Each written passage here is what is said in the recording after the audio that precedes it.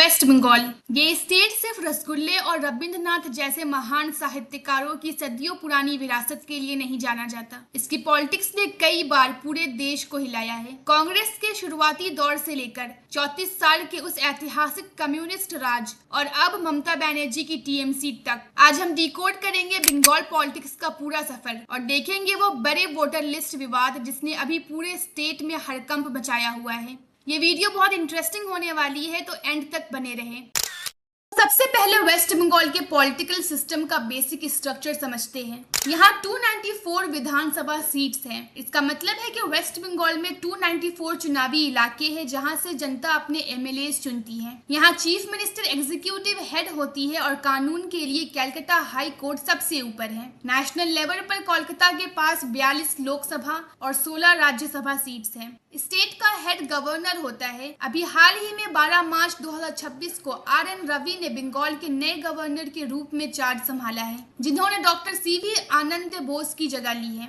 Majority parties की बात करें तो मैदान में है टीएमसी, बीजेपी, लेफ्ट फ्रंट और कांग्रेस। 2011 से यहाँ टीएमसी की सरकार है, लेकिन उससे पहले लगातार 34 साल तक कम्युनिस्ट का पूरा कंट्रोल था। अब देखते हैं इसकी ऐतिहासिक जर्नी को।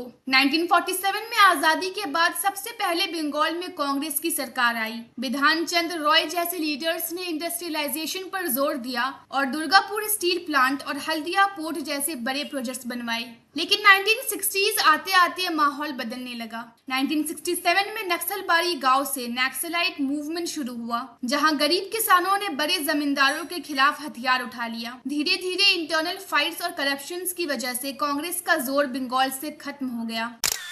1977 में आया सबसे बड़ा गेम चेंजर। सीपीआईएम की लेफ्ट फ्रंट ने दुनिया की सबसे लंबी चलने वाली डेमोक्रेटिक कम्युनिस्ट सरकार बनाई। ज्योति बासु लगातार 23 साल तक सीएम रहे और उनके बाद आए बुद्धदेव भट्टाचार्य जी। उन्होंने ऑपरेशन बाड़गा चलाया, जिसमें 14 लाख से ज्यादा गरीब किसानों को जमीन का हक मिला। लेकिन वक्त के साथ इंडस्ट्रीज बड़े होने लगे और पॉलिटिकल वायलेंस बढ़ने लगा। आखिर में 2006 और 2007 के सिंगूर और नंदीग्राम लैंड प्रोटेस्ट ने पूरी बाजी पलट दी और 34 साल पुराना लेफ्ट का किला टूट के बिखर गया।